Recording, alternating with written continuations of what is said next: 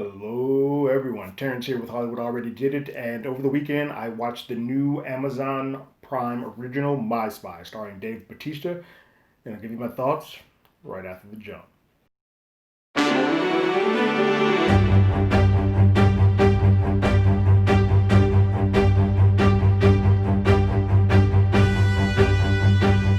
Real quick, if you haven't already, go ahead, like, share, subscribe to the channel, ring that bell below. Anytime we have something, you will be among the first to know. Now, let's talk about what Dave's doing in this flick. So, at the end of 2019, around, I would say the middle, probably June, July ish, there were, anytime you went to the theater, you saw two trailers running. You saw Stuber and you saw My Spy. And they were running literally back to back. Sometimes I would see, like, Jesus, Dave Bautista in every single film that's coming out. To the point that that film, My Spy, was delayed because they didn't want to be too close to Stuber. They didn't want to get confused with Stuber, so they delayed it. And then subsequently got delayed again, and then it got delayed because of COVID-19 and all the stuff going on with the coronavirus. So this movie has been moved along and pushed along for quite some time. It is Dave's second foray into, I don't know which one was filmed first, but second foray into comedy. This one's more of, where Stuber was more of an R-rated comedy, this is more of a family comedy. We'll get into that in a little bit. Um, but he's the lead in both films, and I think we are starting to get to that point now where his career before, he was perfectly good and perfectly capable and great at doing being the character actor who would do the grunt work or the big man or do that type of stuff. But leading a film, we are now seeing that the triangle of Rock, Cena, and Batista, he may be better served to be a character actor. Although I think it's really, really funny that we remember the quote Bautista said about a year or so back when asked about The Rock, and he gives The Rock his credit as being a superstar and one of the greatest. Like, he's made a name for himself as being an icon, but acting skills, he kind of trashed on him, and he basically said, "Would I consider The Rock a great actor?" And he said, "Fuck no." Because he feels like he's making more character choices and more and smarter films as an actor. But then you get these two films, and The Rock did these two films, and you kind of seem like you're in the same ballpark, Batista. I get what you're trying to say. You're trying to say you take films with Sly Stallone and Jodie Foster and uh, Daniel Craig and all of those to kind of build up, to learn and use those as a sponge. I think you were great in Blade Runner. I think you should not disparage someone's remarks. I think you should not disparage someone's acting ability when yours itself may not be 100% great either. And so that leads me to My Spy.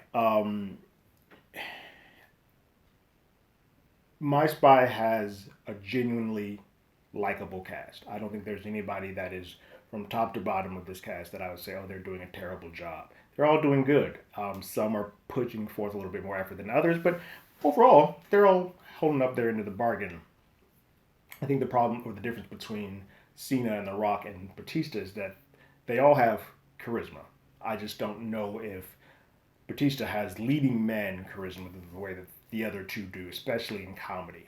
He could probably do an action film as a lead. I haven't really seen that. He's always been secondary, besides some of the straight to video stuff. But comedy as a lead, and it's not like he's bad at comedy. We've seen him do that with Drax, and he's got great timing here with the kid. There's just something when the film itself is so routine that to get it over that edge, you need an actor, and that doesn't necessarily just have to be him. It could be the young girl, but one of the two of them have to elevate this script so high that it becomes different viewing than the typical stuff that we know what this film is going to give us when it's all said and done. I think there are moments that are cute. I think there are moments that are fun. It's good to see Batista as big and large as he is kind of get knocked down a peg by a young 9 year old. It's fun. But there's so many other issues with this movie. It's very run of the mill.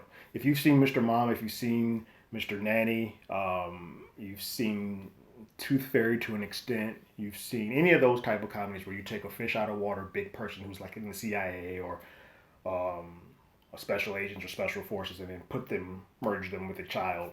This is what you get. This film is no different than any of those.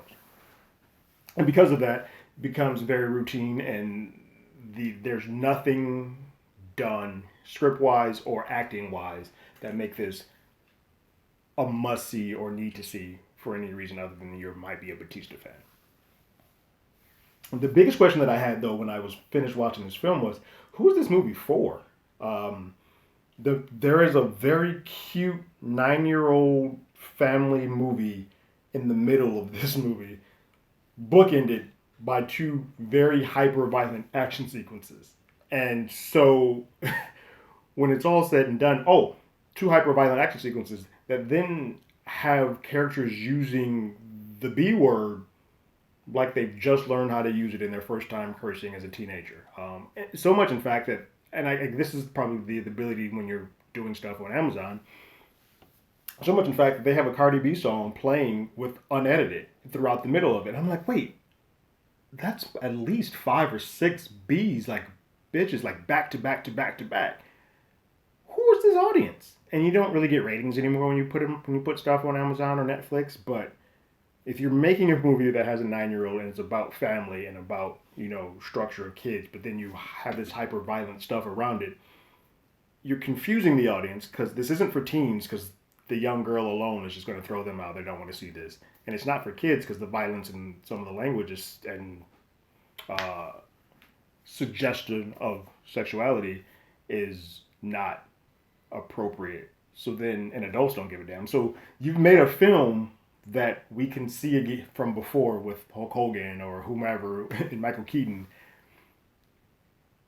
but for no one. At least those films felt more kid-like. This doesn't feel like this is for kids, and I don't know what the end game for this movie was.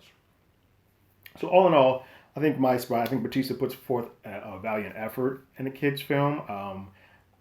But on my scale of once is enough, give me a time zone so I never have to see this again or play it again, Sam. This isn't so bad that I never want to see it again, but I've already forgotten more about the movie than I remember. And I saw this yesterday, so once is enough. I would like to see Bautista probably, if he's going to do stuff like this, if he's going to be the comedy, especially seeing Stuber and My Spy back to back. I think he is getting better.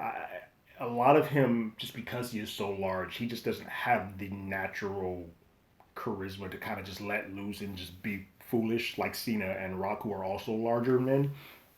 He's very stoic, and because of that, it slows down. I think some of the comedic timing that I think he could have if he was a little bit more looser with his body, if that makes sense.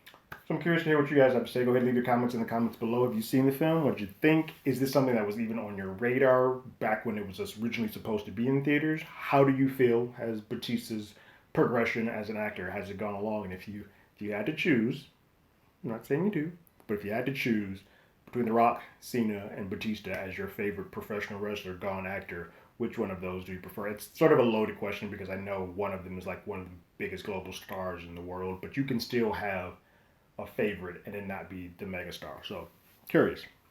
If you want, you can email us at hollywoodalreadydidit@gmail.com, or you can find us on Twitter at hollywoodadi. We also have a podcast by the same name that is on Google Podcasts, Spotify, anywhere that plays podcasts. We're there. This current episode is going to be about Will Ferrell's new film, Eurovision, that just dropped on Netflix. Yeah, that's going to be hard to do because that movie's terrible. But you'll hear all about that on the audio podcast that'll be on the channel sometime this week. Stay safe, be well. I know things were starting to open up, but because of the way that the virus has been spreading and growing rapidly, things are starting to close back down again. So I hope everyone is taking care of themselves, being safe, being well, and thinking about and taking care of both themselves and their neighbors, all right? Take care, guys.